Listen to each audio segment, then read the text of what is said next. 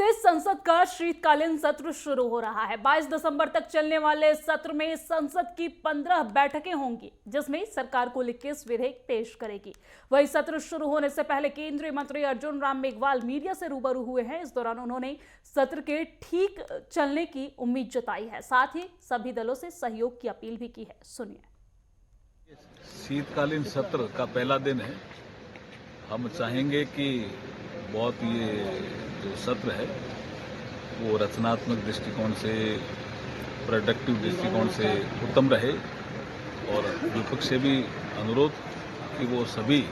मुद्दों पर चर्चा करने के लिए अगर वो तैयार हैं तो नोटिस दें। नोटिस आने पे सरकार भी हर मुद्दे पे चर्चा करने के लिए तैयार है। और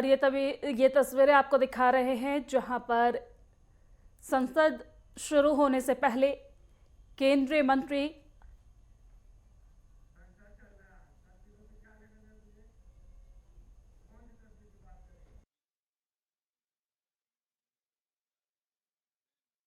बता दें कि आज से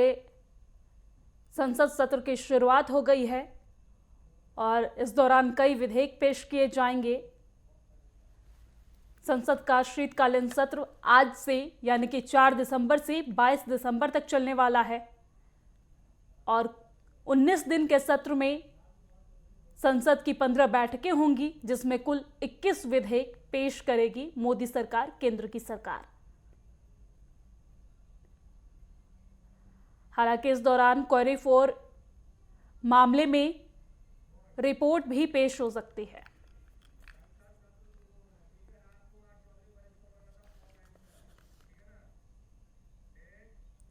और इसी खबर पर ज्यादा जानकारी के साथ हमारे वरिष्ठ संवाददाता राजकुमार चौधरी हमारे साथ जुड़ गए हैं। राजकुमार, संसद सत्र की आज से शुरुआत होने वाली है, 22 दिसंबर तक ये सत्र चलेगी। सत्र के दौरान क्या कुछ खास रहने वाला है, विस्तार से बताइए। देखिए दिव्या, ये जो 3 राज्यों के जो चुनावों के परिणाम, 4 राज्यों के चुनाव परिणाम जो सामने आए हैं जी, इसके बाद ये जो सत्र है, इस सत्र में बिल्कुल निश्चित तौर पर हंगामेदार होने की पूरी संभावना व्यक्त की जा रही है। जो राजनीतिक विश्लेषक हैं उनका व्यक्तिगत तौर पर भी मानना ये है कि कांग्रेस जिस तरीके से इन चुनावों में हारी है, वो संभवतः जितने भी मुद्दे होंगे, संसद के अंदर जितने भी मुद्दे होंगे, अपनी बात को प्रमुख तरीके से, उग्र तरीके से रख सकती है। लेकिन भारतीय जनता पार्टी की जो रणनीति है, भारतीय जनता पार्टी के जो जानकार हैं, वो बिल्कुल स्पष्ट तौर पर मानना चाहते हैं कि भाई ये जो सत्र है, इस सत्र में कुछ ऐसे फैसले लिए जाए, क्योंकि 2024 के लोकसभा के चुनाव आने हैं और एक संदेश कहीं ना कहीं भारतीय जनता पार्टी और भारत सरकार एक देना चाहती है, मोदी सरकार एक संदेश देना चाहती है कि वो अंतिम पायदान पर खड़े हुए व्यक्ति के हितों के लिए तमाम तरह के उन प्रयासों को जरूर करेगी, उन कानूनों में जरूर बदलाव करेगी, उस तरीके के जरूर फैसले लिए जाएंगे जिससे देश विकासशील, क्योंकि हिंदुस्तान आज विकासशील देशों में बहुत अग्रिम पंक्ति में खड़ा हुआ है और हम विकसित देश होने की तरफ अग्रसर हैं। तो स्वाभाविक तौर पर दुनिया में जो हमारा कीर्तिमान स्थापित हो रहा है, 125 करोड़ की आबादी वाला जो देश है, इसमें अंतिम पायदान पर खड़ा हुआ व्यक्ति अपने आप को गौरवान्वित महसूस करे, इसके लिए तमाम तरह की रणनीति, तमाम तरह के प्रयास इसमें लाए जाएंगे और इस सत्र को भारतीय जनता पार्टी सफल बनाने का निरंतर प्रयास करेगी। राजकुमार, अगर देखा जाए तो 19 दिन का सत्र है और इस दौरान 21 विधेयक भी मोदी सरकार की तरफ से पेश की जाएगी। क्या कुछ पूरी जानकारी इस पर? देखिए, नया संसद भवन जो बना है, उस संसद भवन को जिस तरीके से हिंदुस्तान की जनता को समर्पित किया गया प्रधानमंत्री नरेंद्र मोदी के द्वारा, और उसको एक अत्याधुनिक जो भवन है, उस भवन के अंदर जो 21 सत्र की जिसकी आप बात कर रहे हैं, देखिए महिलाओं को लेके पूरी तरीके से महिलाओं के आरक्षण का जो मुद्दा चला था, उस पर भी अंतिम मोहर लगने की पूरी संभावना व्यक्त की जा रही है। इसमें कई ऐसे मसले भी जो 21 जो विधेयक लाने की जो तैयारी चल रही है, उसमें बहुत सारे ऐसे मसले हैं कि जिसमें तकरीबन महिलाओं को, क्योंकि एक आधी आबादी जो देश है, भारतीय जनता पार्टी के विश्लेषक भी इस बात को मानते हैं कि ये जो विधानसभा के चुनाव हुए हैं, इनमें जो परिणाम आए हैं, इनमें महिलाओं की बहुत महती भूमिका है। तो महिलाओं के हित में जितने भी फैसले लिए जा सके, सरकार की इसमें प्राथमिकता होगी और इसके लिए तमाम तरह की रणनीति बनकर तैयार होगी। राजकुमार, अगर देखा जाए तो 19 दिन के सत्र में क्वेरी फॉर कैश में भी रिपोर्ट पेश की जाएगी, इसको लेकर क्या कुछ जानकारी? स्वाभाविक, क्योंकि दिव्या ये जो सत्र है, इस सत्र में तमाम तरह के जो प्रयास हैं, क्योंकि बिल्कुल पूरी तरीके से इसकी मॉनिटरिंग हो गई है और इसको पटल पर लाकर सरकार एक संदेश ये देना चाहती है कि विकास के मसलों को लेकर कहीं भी पीछे नहीं है। इस देश को सशक्त देशों की श्रृंखला में खड़ा करना प्रधानमंत्री नरेंद्र मोदी और उनकी सरकार की प्राथमिकताओं में शामिल है। इसके लिए, क्योंकि अब जब तक ये चीजें पटल पे ना आ जाए तब तक इसमें कहना कहीं ना कहीं जल्दबाजी होगी, लेकिन इस सत्र को सरकार पूरी तरीके से सफल सत्र बनाने की आज तक के इतिहास के पन्नों में इसको दर्ज करना चाहती है। और क्योंकि 2024 के लोकसभा के चुनाव है, इस सत्र में जितने भी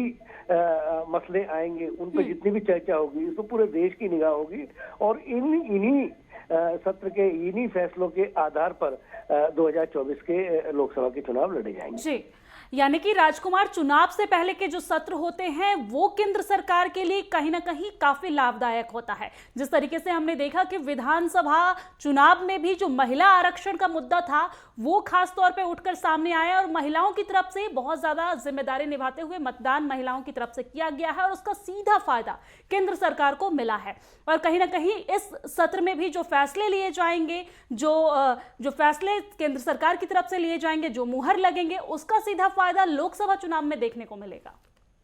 देखिए दिव्या, ये बिल्कुल एक, अगर इसको हम सरल भाषा और सरल शब्दों में समझने का प्रयास करें, क्योंकि जब हम जनता के बीच में कोई भी पार्टी या कोई भी नेता या कोई भी सरकार जाती है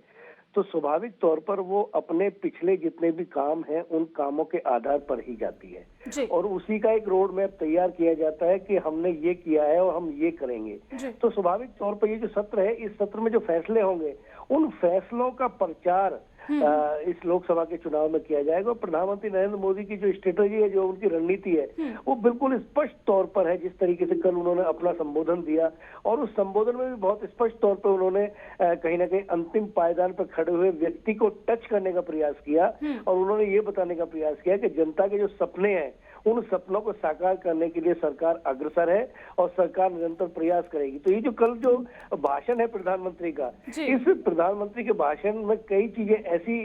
समझ के आई है जो रणनीतिकार हैं उनका भी व्यक्तिगत तौर पर मानना है कि ये सत्र जो है, इस सत्र में बहुत सारे ऐसे फैसले लिए जाएंगे 2024 के लोकसभा चुनाव का जो प्रचार का आधार बनेंगे। ठीक है राजकुमार, शुक्रिया तमाम जानकारी साझा करने के लिए। और लोकसभा चुनाव से पहले ये सत्र काफी अहम रहने वाला है क्योंकि सत्र में लिए गए फैसलों का सीधा फायदा लोकसभा चुनाव में कहीं ना कहीं देखने को मिलेगा। इससे पहले भी जिस तरीके से कदम उठाए गए थे केंद्र सरकार की तरफ से महिलाओं के आरक्षण को लेकर, उसका भी फायदा विधानसभा चुनाव में हमने देखा। और वही 19 दिन का यह सत्र है और सत्र में 21 विधेयक पेश किए जाएंगे और इन तमाम विधेयक से जो फायदा होगा वो डायरेक्ट केंद्र सरकार को आने वाले चुनाव में मिलने वाला है।